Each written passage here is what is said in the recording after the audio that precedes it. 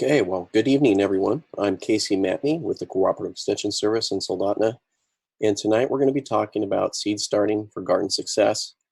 We do have a large number of people that will attend tonight, so I apologize if there's any interruptions in the video, but there shouldn't be. I anticipate to go smoothly. And again, the Cooperative Extension Service is a branch of the University of Alaska Fairbanks, and my office is located in Soldotna. All right, so if you guys are ready, we're going to go ahead and get started. What we're going to cover today is the basics about starting seeds. But first, be able to do that, we need to know what the plants are that we're going to be working with and what the needs of plants are. And we're going to talk about what kind of plants we should start and all of the facets that go along with that. And we'll talk about when we need to do seed starts, because that's just as important as knowing what to plant and how to plant it. So a lot of people will ask me, can I do seed starts? They're not sure if they have the ability or not. But I assure you, everyone does have the skill to be able to do their own seed starts. This is a photo taken from the International Space Station, and they were growing Mizuna lettuce, completely automated procedures up there to make sure that they could actually grow plants while in orbit. And it worked out just fine. And if they can do that with NASA at the space station, we should be able to do it at home. So moving on to our third slide, what we need to know about plants are a few of the plant parts and the differences between plants. We can see in this image here on the top left, we've got some corn. And right below that on the left side is we have a corn seed. Those plants that we're looking at are monocots. That means they start out their life with one leaf. On the right-hand side of the screen, we have dicots, which means they are two leaves as they start out their growth. And in the upper right-hand corner, we're looking at a bean seed. So why is this important? Well, when plants grow, they have to develop roots and a shoot. Those are two different growing points. The root goes to develop all the parts of the plant below ground, and the growing point above ground is actually what develops into the stem and the leaves of the plant. Whenever you encounter a seed and it hasn't started to grow yet, and assuming it's still alive, which means it has a potentially active embryo still inside, it's considered in dormancy. Dormancy is basically suspended growth, where nothing is happening yet. There's a tiny bit of respiration going on inside the seed to keep that embryo alive, and it basically just sits there waiting for conditions to turn into favorable environment where it can grow. At the point when the seed is no longer dormant, that's the point we call germination. And that's when usually the seed coat takes on some water, softens it up, oxygen penetrates the seed, and then also what we also see is the temperature and light has to be favorable. If it's too cold, the plant won't grow. If it's too hot, it could potentially kill the plant.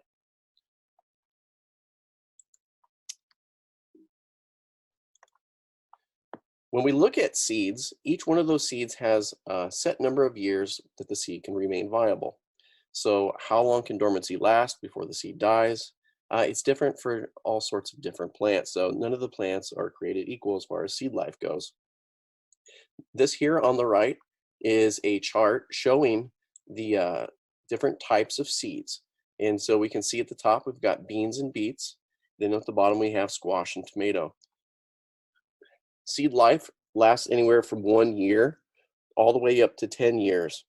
On average, you will notice that most of these seeds will have a seed life of somewhere between 2 to 3 to 5 years. So if you see the particular plants that you like to grow and you've had some seeds that you collected last year and you put them in a nice safe place, potentially they could be viable for this next year. What consists of a good place for storage and what kind of environment should that be? It needs to be cool, dark, and dry. If it starts to get warm, if it starts to get wet, and if it starts to get exposed to light, those are all conditions that can degrade the seeds and lower their seed viability. It also opens up those individual seeds, especially if they get wet, to be encountered by bacteria and fungus, and actually it can consume the seed itself and render it inert. So, after the seed has broken dormancy and it's germinated, the other parts of the plant start to take action. So the plant develops its root and it develops its shoot, and a whole suite of systems and processes start to take place. So for us, when we're looking at plants, we do know after that they germinate and the seedlings come out of the ground, that's the point when the plants begin to need to do photosynthesis. So in order to do that, they need good quality light. And good quality light usually comes in the form of sunlight. We can also provide artificial light, and for doing seed starting, the two most common methods are using either fluorescent lights or using LED lights. Those are two of the most common. Uh, the quality of air that the plants are in, there needs to be some carbon dioxide in there because the plants need carbon dioxide to complete the photosynthesis process. The temperature out actually needs to be fairly warm. So when we're talking about seed starts, it needs to be above about 65 degrees in general. And the plants also need to have access to water. So the soil that they're growing in needs to be moist. And when those plants are growing in soil and that soil is moist, it can't be too wet. There needs to still be pockets of air in there so that soil cannot be saturated.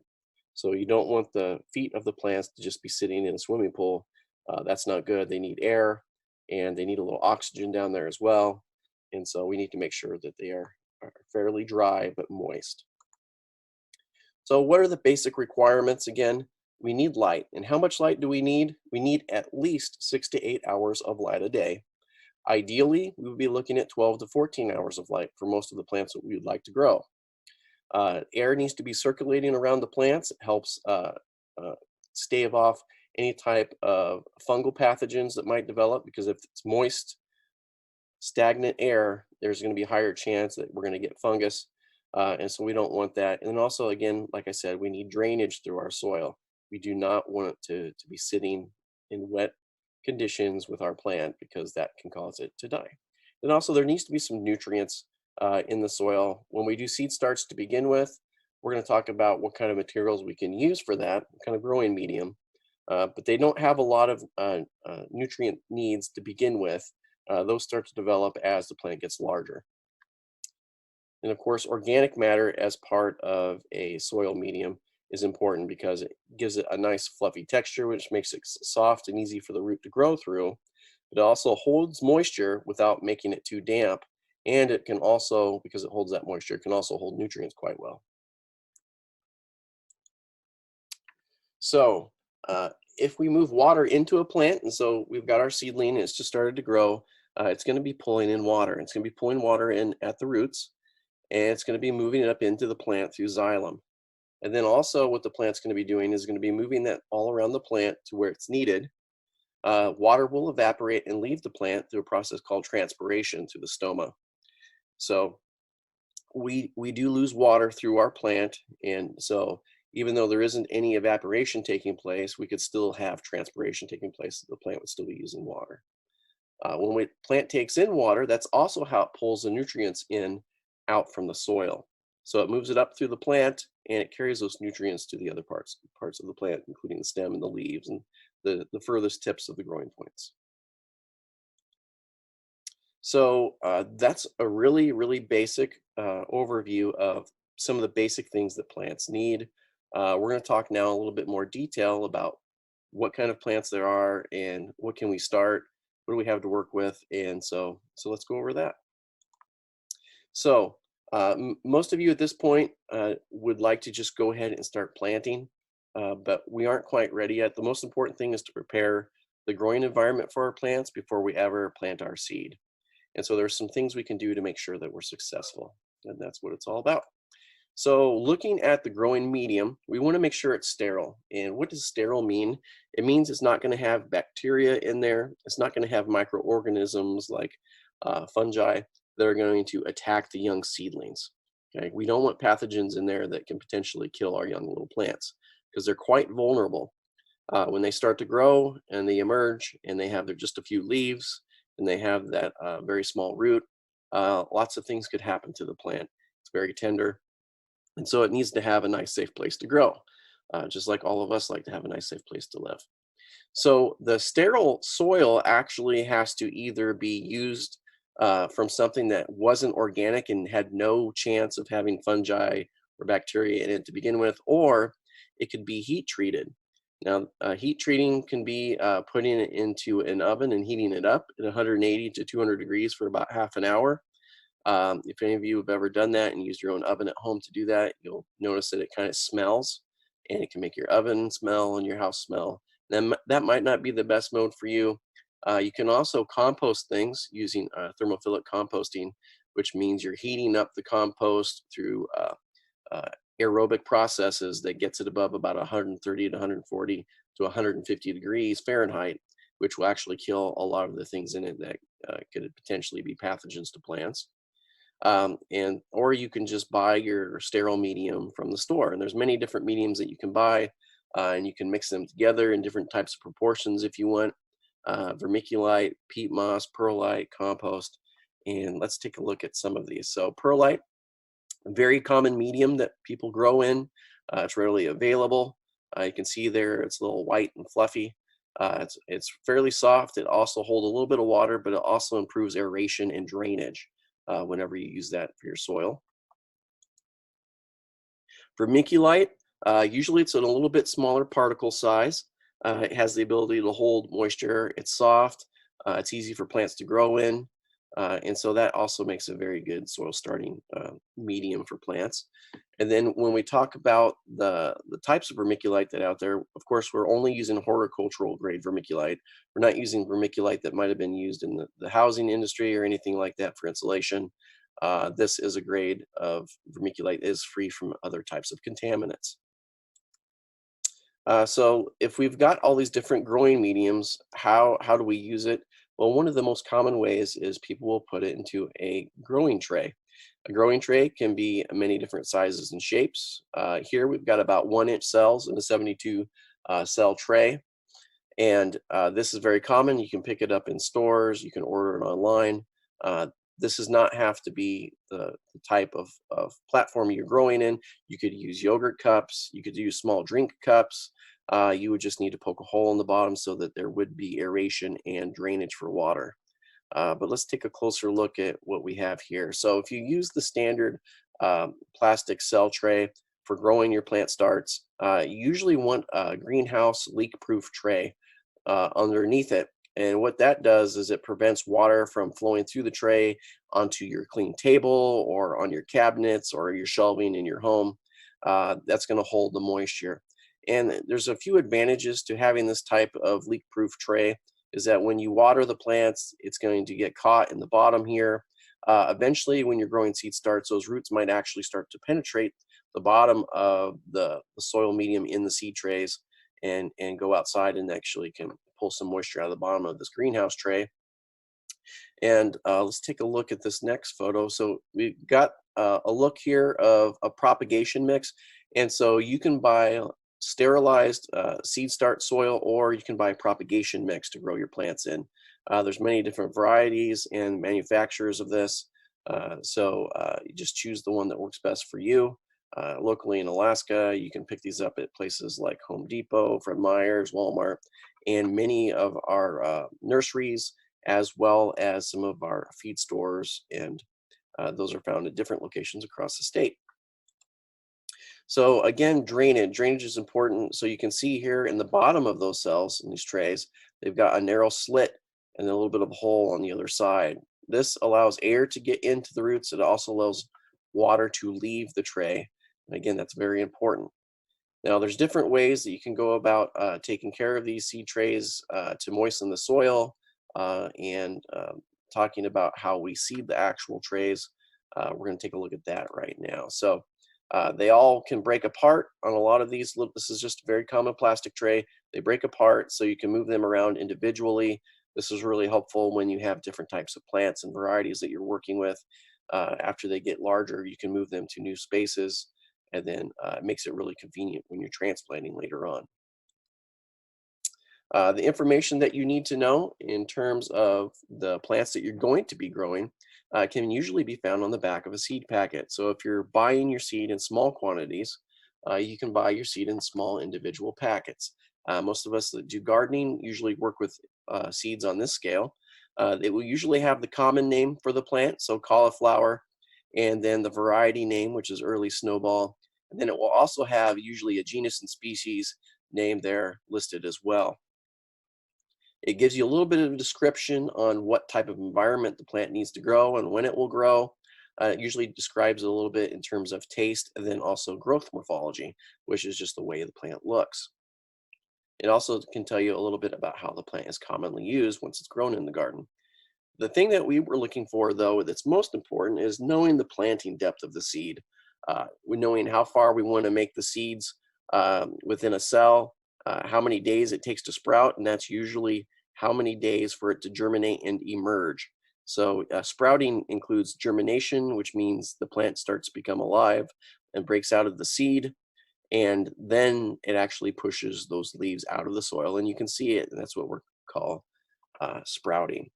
And then if you're going to transplant it later on, which most of us would, it talks about how we would do that. And then it also lists the number of days until harvest. And usually this is just an average. And so for our planting here, you can see that it talks about how soon you'd want to plant it indoors before moving outdoors. We're going to talk about that in more detail in just a moment.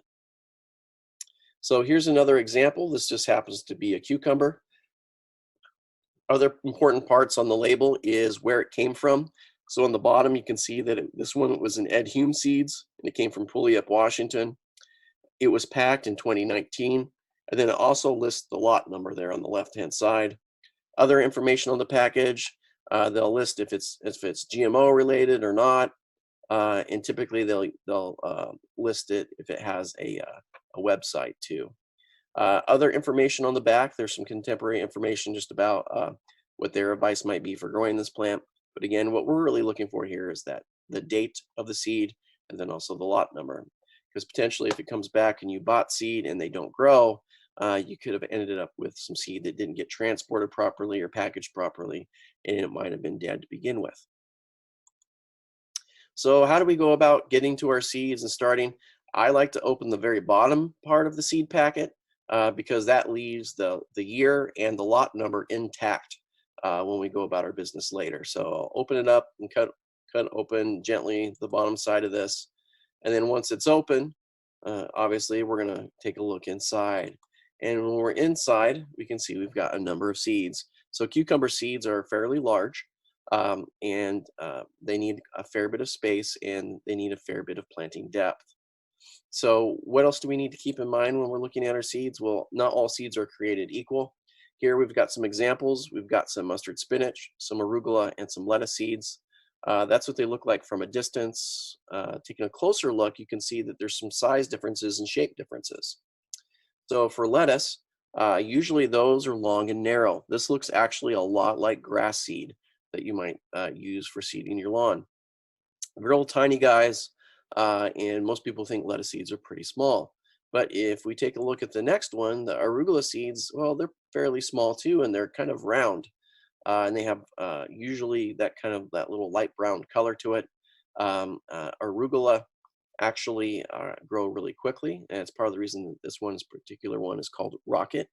But arugula grows quite quickly, and if we compare that to mustard spinach seeds, and both arugula and mustard spinach are in the mustard family, so you can see both the seeds are somewhat round.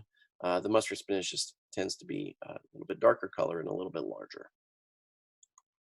So again, this is going back and looking at those cucumber seeds. So you can see there's quite a few differences in these seeds. You can see on this cucumber that the seed coat is fairly thick. They're elongated and more of an almond shape. And then if we looked back at what we were talking about before with the spinach seeds, mustard seeds, those are round. And so each one of those is going to have a little different planting characteristics. So let's take a look at how we might put them in the soil. So in our seed trays, we don't want to just put one seed per tray. We usually will put two, especially for larger seeds. For things like cucumbers, this is actually too small of a cell. I normally wouldn't put cucumber in this small of a cell because you can see how large the seed is compared to the cell of the seed tray. We usually put cucumbers in 3-inch little pots. and we'll put 2 to 3 seeds per that pot. I'm just using this as an example. So if we were planting mustard spinach in here or arugula, most often we would use like 2 seeds per cell. And you can see here, I've placed 2 cucumber seeds in there just as an example of where you might put them. I usually put them spaced away from the corners a little bit, but in diagonals away from each other. So each plant has a fair bit of room and gives them each a successful chance at growing. After we've put them on the soil, we usually want to push them down with something. A lot of people will push the seeds down with their fingers so that they're below the soil surface. Other people will use pencils. Some people will use a dull knife, just the tip to push it down into the soil. For most of our seeds, we're going to be looking at a 1/16 of an inch to an 1/8 of an inch deep, especially for those plants we were just talking about, the lettuce and the spinach. In the mustard spinach. If we looked at this cucumber, it's going to be placed at a little bit deeper depth because it has a larger seed.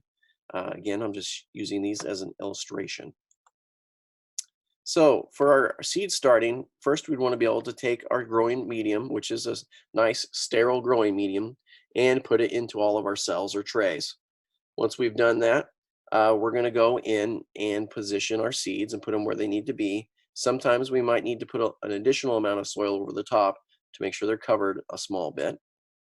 And then after we've done that comes the next part where we label the trays and usually put some kind of tag to note the planting date and then also the type of plant. When the plants begin to grow, they are difficult to tell apart from one another because they're usually just a few leaves on the plant, and a lot of the dicots will look the same, and the monocots will also look similar to each other too. So it won't be for a few weeks that we actually start to see some differences. And again, do we want to leave our soil dry? We do not. We want to make sure it's moist. And so there's some different ways that we can do that. One more thing that I'll talk about before we move on is that when you have seeds and it's left over, because we know seeds do last more than just 1 year for the most part, we can actually put them in a package. Put them back in the same package you got them from, and then you can actually just use a glue stick. And yes, that's my 2-year-old doing that for me there. He's putting a little bit of glue on there, maybe a little bit too much. Fold the tab back down, and then it's good to be stored again for another year or for later in the season if you're doing succession planting. So for adding water, there's 2 different ways and schools of thought you can go with this. A lot of people will put water in the bottom of the tray to begin with. A lot of people put about 1/2 an inch water or so, or 3/4 of an inch water. And then they'll come back in and they will put the seed tray on top.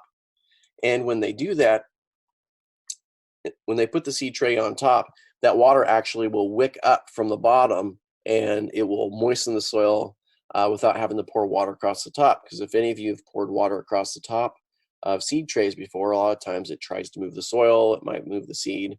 So watering from below actually works well. You just wouldn't want to fill up the tray with water, set it in it, and never go back and check it.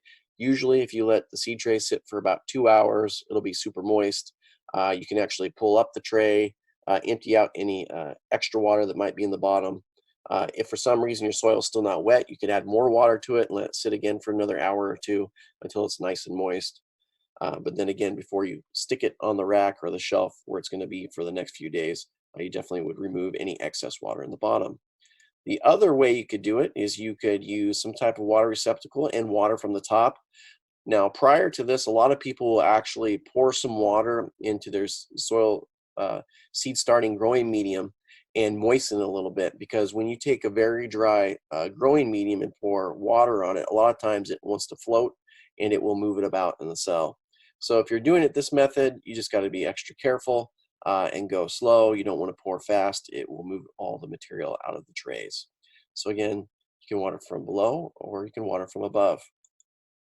You can see here, just moving that around, we're starting to get some soil movement there. And for me, the easiest way is actually just to water the tray, then put the cells on top and let it absorb the water from below. Once we've actually added water to our seed starting trays, and they've all been seeded, a lot of people will stick saran wrap over the top, and they will do this for a set period of time. And how long do you leave it on there? That's a good question. For not really long, so not usually more than about 6 or 7 days. That would be towards the maximum amount of time. having that saran wrap on top actually just keeps the soil moist and keeps it from drying out.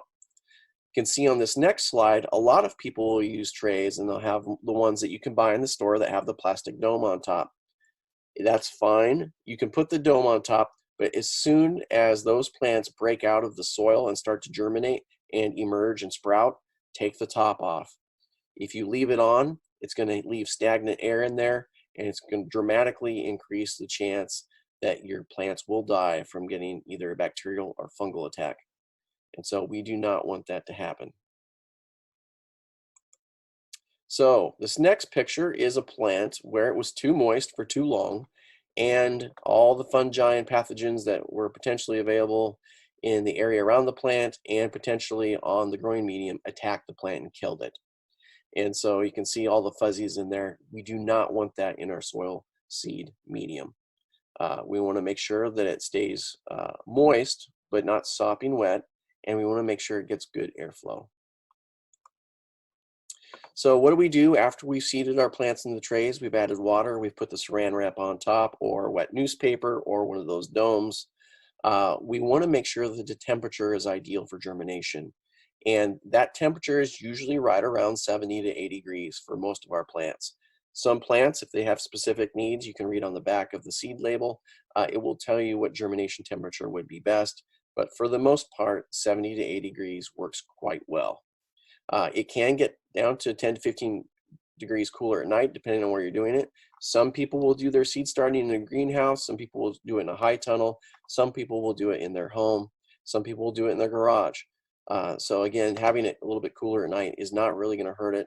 But ideally, for the first week or so, we do want it to stay near 70, 80 degrees to make sure that water gets through the seed coat and the plant germinates.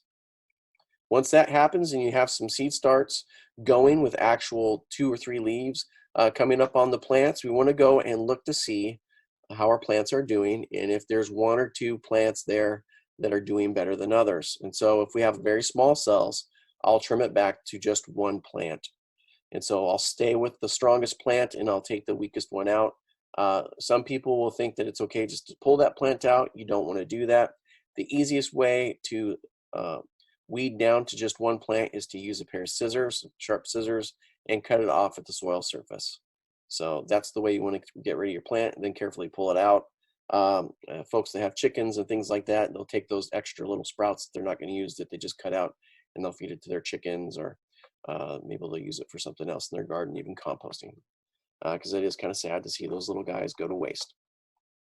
So if once we've done that, we can actually let the plant grow some more, and the plant will get large enough that we can transplant later. And they do require some care after that as well. So when we're talking about getting the temperature to the right warming point, we can also use a seedling heat mat. So for some of us, we have a colder home, but maybe it doesn't have consistent heat through the day. Maybe we have to do it in the garage and it's not warmer in there. So you can use a seedling heat mat. This one fits under one of those trays that I was showing you, and it is guaranteed to raise it 10 to 20 degrees above ambient temperature. And so by doing that, you can put the seed tray right on top of there and leave it there until all your plants have germinated. And then once that's happened, you can move the seedling mat to another tray, or you can stow it and put away. So what does it look like after you put it on there? So you're going to put your tray on top of that seedling heat mat, and that'll keep it nice and warm. And then this will actually usually accelerate the germination time of your plants. And so if you guys have a cooler house, this is a good idea. If you guys have a warm one, it's typically probably something you're not going to worry about. Again, the temperatures you want it to be between about 70 and 80 degrees.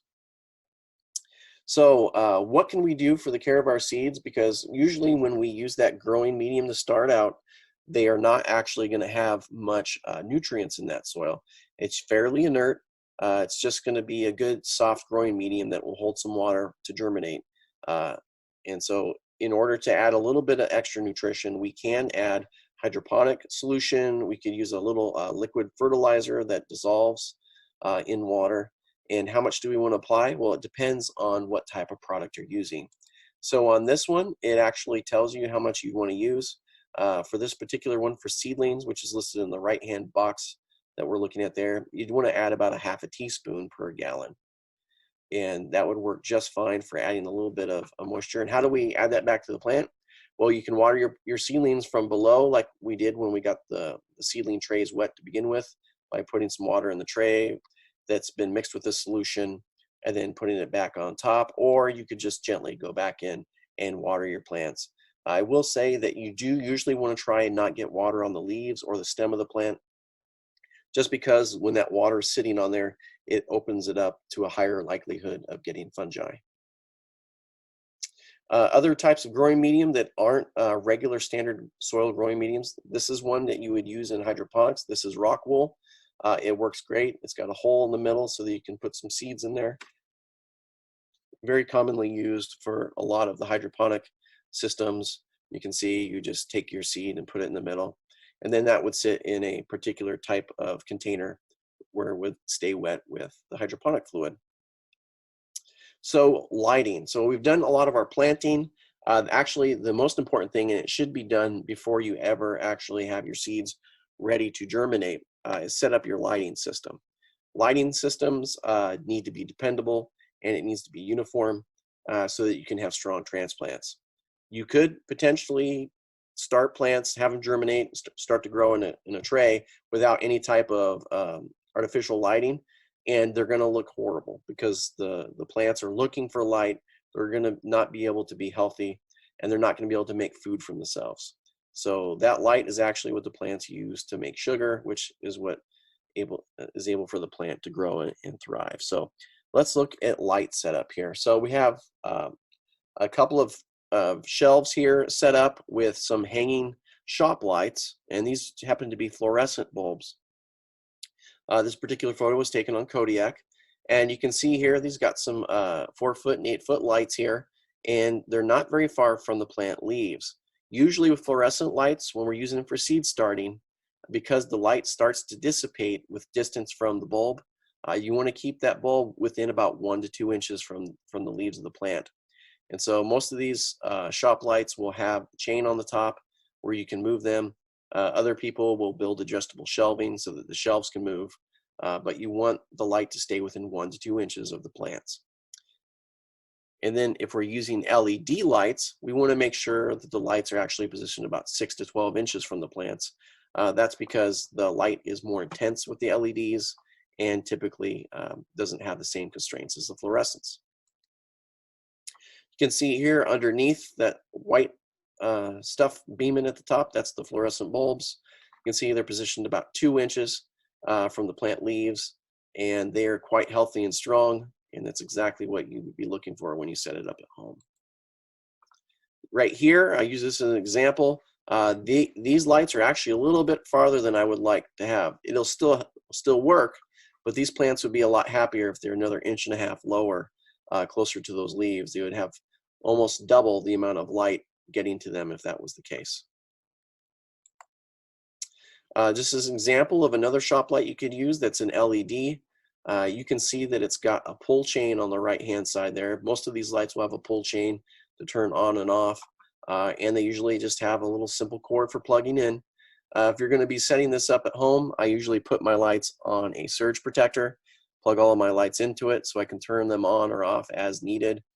And because you're not going to be home all the time, and since you probably don't want to just stand there looking at plants, it's a good idea to get an electrical timer. Set your electrical timer to provide about 14 hours of light a day. So if we're looking at the normal daylight that we have now, it gets light somewhere around 7, starts to get dark somewhere around 7 p.m. again now. Usually we'll turn the lights so maybe it comes on at 6 a.m. and shuts off at 8 p.m. Provides about 14 hours of light. And then if there's any light coming in through your house through windows, your plants will also benefit from that at the same time. What you don't want to do is set your lights up so the lights are on at the nighttime, and then during the day, your plants are also trying to seek out some light through the windows on the side. You want to make sure that it's kind of uniform in the timing. If you do all of these things, you provide a good position in the seed cell with proper growing medium, provide the right amount of moisture, not too wet, not too dry. You've had it in the right temperature, and you've provided the right amount of light. You're going to have lots of success. And so you're going to end up with lots of seed trays with lots of plants in them. So here's another example of what your seed trays may look like. These are some larger trays. We've got lots of things growing in there. And you can notice the labeling here. So it doesn't matter what it is. You could use a popsicle stick. You could use just a piece of broken plastic. You could use the actual seed bag itself if you used all the seed, and attach it to the container or keep it with the container so you know what all of your plants are. As you can see here, not all of these plants are easily identifiable, and that's because they're still young. You won't really know what they truly look like until they get older. So always make sure you have good labels. In an alternative to using seed trays or other types of small containers, you can also use soil blockers. So there is a few different types of blocker apparatus for making soil blocks. And all we're doing here is we're taking some damp, wet soil that's good for a soil starting medium. It still needs to be something that's sterile. And you're going to get it wet, and it needs to be able to be compactable, which means when you compress it, it will hold its shape. And so there's different types of things we can use for this. But the simplest explanation is you start out with a little 3/4 inch to 1 inch mini block, and then that can go in later once you've seeded that little block with a seed, can fit into a little bit larger block, and then that can go in a little bit later into an even larger block again. And the reason we don't need a seed tray here is that anytime the roots actually start to go outside of that soil block, they're going to start to air prune because they don't like being in the light. And that's not a good place to be. That's other part that's just as crucial for that is they start to desiccate from being too dry, being in that open air environment. So by having mini blocks, you could completely do away with any of the seed trays, and you could just switch them to larger blocks as the plant grows.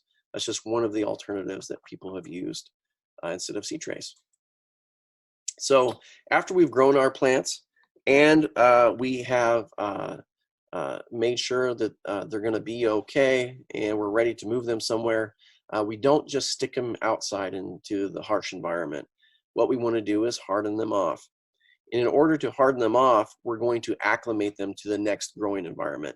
So it really doesn't matter if we're moving them from indoors to a high tunnel or moving them from indoors to outside. We want to make sure we do it slowly. So what we would do is hopefully have like a little table area or something like that where we could put our plants out on and move them out there for about 2 to 3 hours for the first day. And then after they've been out there for 2 or 3 hours during the middle of the day, we're going to move them back to where we had them before. And the next day, we're going to go out there and we're going to stick them outside for 3 to 4 to 5 hours a day. Then we're going to move them back in again at night. And we're going to keep doing this until after about 7 or 8 days, we've transitioned to leaving them out there all day. And at that point, we're ready to transplant them or move them to their new environment. And that's what hardening off is. It's just preparing and acclimating those plants for their new growing environment. Other ways that we can ease our plants into the new growing environment is this here is a plastic perforated row cover. It allows a little bit of moisture in, but it allows airflow through as well. But the main thing that we're doing here is it heats up the temperature inside a little bit.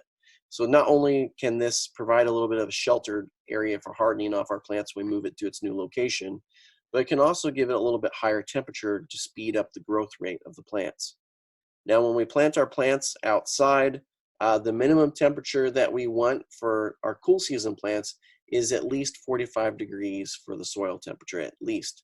At 40 degrees, almost nothing will grow. You just plant your plant in the soil, it's going to look like a statue. Nothing's going to happen. So you need it above 45 degrees Fahrenheit. Ideally, as we start to get up into the 50s and 60s, the plant will actually take off. For our warm season plants, the soil temperature has to be above 60 degrees Fahrenheit. So those are things like eggplants and tomatoes and things like that. You definitely have to have it above 60 degrees just for soil temperature. And ideally, the soil temperature would be in the 70s. So let's go look at the next slide here. So when do we start? Well, it depends on what type of plant we're growing, and we're going to talk about that. So in Alaska, a lot of our climates vary quite a bit, whether you're in Southeast Alaska or maybe you're all the way interior at Fairbanks. It's also different if you're in Palmer or Kodiak. There's a lot of different temperature differences. However, one of the main things you can count on is it usually doesn't get very warm until we start to get later into May, and then usually around June 1st, is a lot of the time period that we can count on not having frost. It can snow and frost in Alaska just about any time, it seems like. So it's not always going to be safe, but June 1st is pretty much the date that we've chosen across the state as the safe time to plant outside. And if you have a very warm year, some years we do, like last year we had a quite warm year, sometimes it can warm up sooner, and you could chance it and put some plants out there and see what they can do. But usually folks will wait until right around Memorial Day or June 1st to plant their plants outside. So based on that Memorial Day weekend or June 1st, when would we want to start doing our seed starts? Because we're actually growing our plants in an artificial environment, providing the right light, providing the right temperature, providing the right moisture, and giving them a nice, safe place to grow. We need to do that weeks ahead of time before we move them to where they're going to be. So if we're looking at celery and things like leeks and onions, which are plants that need a long jump on the growing season, we're going to be planting those 12 to 10 weeks before that last frost. So PLF on here is prior to last frost. So March 3rd to 17th in general is about when we want to start celery, leeks and onions, and our greenhouse high tunnel tomatoes. This will also be for ones that maybe you're growing in your window at home. So right now would be the time to start those plants. Looking out at March 24th to April 7th, which is 9 to 7 weeks prior to the last frost, that's when we want to start things like Brussels sprouts, peppers, eggplant, sweet corn, and we can start sweet corn in their own containers in deep pots. The corn roots will start to grow deep, so you need deep pots for that, and then you can plant them later in about 9 to 7 weeks. And then, of course, you could start more tomatoes in containers. Looking out at April 7th to 14th, you can grow your parsley and other types of herbs that you'd like to have for both your cooking cuisine and then also for outside for decorations. And that's about 7 to 6 weeks prior to last frost. April 14th to April 28th, we'll be looking at broccoli and cabbage and cauliflower and kohlrabi, all brassicas, and also lettuce, including our head lettuce. And then you can also start melons in pots. And melons are in the cucurbit family, and they need about a 3 to 4 inch pot. And when you transplant, you just put the whole pot in the ground, soften the soil, and we're actually going to do a webinar specifically for transplanting later on. April 28th to May 5th. This is the time period when we're going to look at winter squash, summer squash, pumpkins, and cucumbers. These are all warm season plants, so they need to have temperatures hopefully into the 70s to grow quickly, and they grow quite large very fast. So that's why we don't need a lot of lead up time prior to moving them out. So 4 to 3 weeks prior to last frost, and all of these we're going to start in about a 3 to 4 inch pot. Usually you'll thin down to one plant. Since cucumbers are slightly smaller, you could probably keep 2 plants in there until the time of transplanting. And again, something that's completely different than seed starting is direct seeding. So when we do seed starting, we're growing them in an artificial environment. When we do direct seeding, we're planting them right where they're going to be growing for the whole growing season. So for direct seeding, the plants that we'll be doing are mostly going to be things like root crops or things that do well and start quickly and grow well on their own. So beets, bush beans, carrots, chard, dill, lettuce, mustard, parsnips, peas, potatoes, radishes, spinach, and turnips. And the direct seeding dates are going to be right before or at that June 1st window. The reason we can get away with the mid-May is that it does take a little bit of time for some of these plants to germinate and to emerge. And so by the time June 1st comes around, those plants will probably been just emerged and ready to go. One last note here is you do not want to seed start root crops. And the main reason for that is root crops need a long, deep area below the plant to grow. And if you interrupt that growth, you'll do some funny things to the plant. The plant won't grow uniformly and it won't grow straight. And so unless you want a split or forked carrot, you want to make sure that you just plant directly into the garden and don't transplant. Now, that said, if you really had a huge container and were very careful, you could do it. Just the likelihood of being successful is going to be a lot lower. And again, this actually is towards the end of our presentation for this evening. As a quick reminder though, before I move on to the next phase of this, which is questions, before you leave tonight, please take my exit poll. There's a little survey at the end, and I will make sure that comes up after we answer some questions. And then the next class that we will have will be March 24th, and that will cover soil testing. And so I will make the submissions available so that you can continue to register for that if you want.